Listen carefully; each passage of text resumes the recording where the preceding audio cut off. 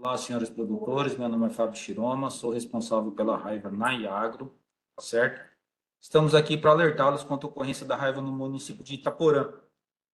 Tá? Então, nós temos um caso de raiva confirmado no município de Itaporã, na caída do córrego Peroba, na região do córrego Peroba, desembocando no Rio Santa Maria e também no distrito da Picadinha, tá bom? Então, nós vamos mostrar para vocês a imagem de satélite para facilitar o entendimento dos senhores, tá bom? Então, aqui essa linha branca aqui é o Rio Santa Maria, tá certo? Aqui é o município de Maracaju, esse outro lado da direita aqui é o município de Rio Brilhante, e esse lado mais abaixo aqui é o município de Itaporã, tá bom? E aqui do lado esquerdo, também essa parte de baixo do lado esquerdo é Dourados, tá bom? Então, nós tivemos um caso confirmado, uma suspeita de raiva, que foi colhido material e encaminhado material para o laboratório nosso da IAGRO e diagnosticado positivo para raiva, tá bom? O que nós temos em comum?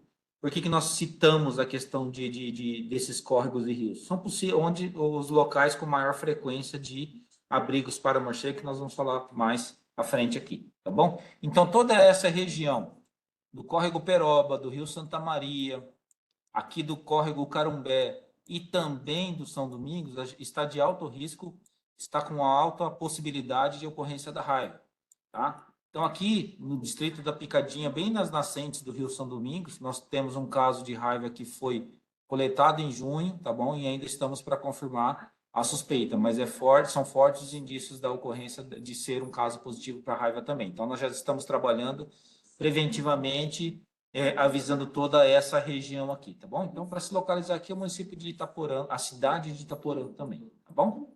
Agora, por que essas regiões estão com alerta máximo para ocorrência da raiva, né? Então, nós vamos passar aqui alguns slides para falar justamente da doença, tá bom? Então, a raiva é uma doença causada por um vírus que afeta o sistema nervoso dos animais.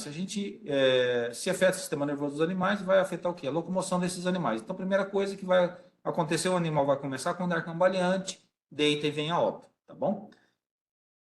O vírus ele é envolvido por uma membrana lipoproteica, ou seja, uma membrana com gordura. Quando a gente suja a nossa mão com gordura, a gente vai fazer o quê? Lavar com água e sabão. Sabão em barra, sabão da cozinha mesmo.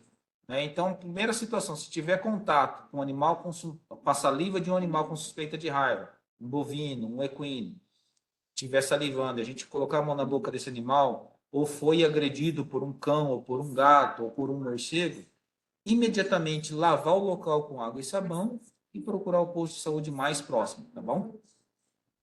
E aqui os sinais clínicos. Então, como afeta o sistema nervoso dos animais, primeira coisa, geralmente o animal começa com perca de apetite, andar cambaleante, perde os movimentos da parte posterior e vem a óbito de 5 a 7 dias, tá bom? Aqui nós temos um vídeo mostrando justamente o início da doença. Então, o animal começa com inquietação, com a perca dos movimentos da parte posterior, da parte da anca, tá bom? A gente já vê esse animal com a inquietação dessa parte posterior, evoluindo para uma situação na qual o animal já não consegue mais se levantar. E nessa tentativa, ele acaba se arrastando no chão. A gente vê que esse animal está tentando se levantar, mas não consegue. Já está perdendo a movimentação dessa parte posterior. Evoluindo para um quadro onde o animal fica deitado de lado e que na tentativa de se levantar, ele provoca esses buracos no chão aqui, tá bom? Então, falamos do foco, da ocorrência, da região, falamos da doença. Precisava falar de quem? Quem transmite? Quem que transmite a raiva para os animais? Então, são os morcegos vampiros. Se falamos de morcegos vampiros ou morcegos hematófagos, podemos citar que são animais que se alimentam exclusivamente de sangue, tá bom?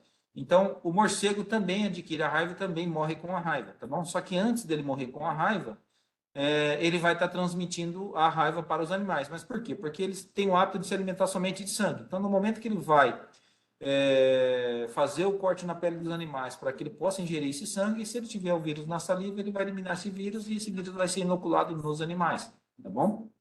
Uma vez inoculado no local, esse vírus vai carrear pela inervação, chegar na medula e chegar no cérebro dos animais. Todo esse tempo aqui, até chegar no cérebro, em torno de 30 a 60 dias, tá bom? Por isso é importante, toda essa região que nós citamos aí, Córrego Peroba, Rio Santa Maria, Córrego Carumbé e o São Domingos, todas as propriedades que se encontram nessa região, é importante a vacinação urgente dos seus animais. Tá? Então, quem não realiza a vacinação contra a raiva, realize a vacinação o mais rápido possível, com 20 a 30 dias realize o reforço dessa vacinação, ou seja, revacinar esses animais, tá bom? Justamente por conta desse período aí de 30 a 60 dias que a doença pode estar no organismo do animal e não apresentando sinais clínicos, tá bom? E esse morcego, o que o produtor pode fazer? Nada, o produtor tem que saber onde esse morcego se encontra, onde esse morcego mora, para comunicar ao escritório da IAGA mais próximo, tá bom? Então, nós vamos mostrar aqui alguns possíveis abrigos desses morcegos. Então, cavernas, qualquer loca que seja profunda, escura e alta é possível, é passível de ser moradia do morcego, tá bom? Morcego transmissor da raiva. Casas abandonadas, tapera, pesqueira abandonado, árvore ocada, turbina que gerava energia no passado também, poço, tá bom? Poço, ou, às vezes a pessoa destruiu a casa e deixou o poço, e aqui é importante reforçar a necessidade de preservar esse abrigo, porque aqui, ó, nós estamos realizando justamente o controle desse morcego vampiro, que é os morceguinhos na gaiola, tá? Nós aplicamos uma pasta e realizamos o controle desse morcego justamente por quê? Porque eles são os transmissores da raiva. Uma vez o produtor realizando a vacinação dos seus animais e a IAGA controlando a população desse morcego, a gente consegue controlar a ocorrência da raiva naquela região ali, tá certo? E a partir do momento que o produtor destrói um possível abrigo desse aqui, o que acontece? Os morcegos que estão ali, eles vão fugir para outros lugares que nem a IAGRO, nem o produtor tem conhecimento, e aí a doença vai continuar acontecendo naquela região, em outras regiões de uma determinada situação, por exemplo, na margem do Rio Santa Maria, por exemplo, né? Então é importante preservar esses abrigos.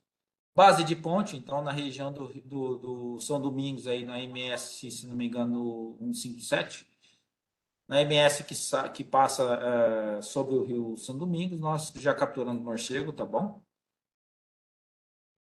Esse morcego se alimenta somente de sangue. Então, quais serão as características das fezes dele? Então, a consistência pastosa e coloração de vermelho a preto, tá bom?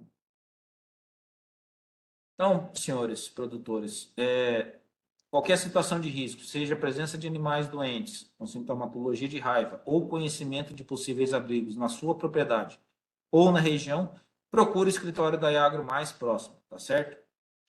E quem não sabe onde se encontra o Iagro mais próximo da sua propriedade, pode acessar o site da Iagro, então iagro.ms.gov.br.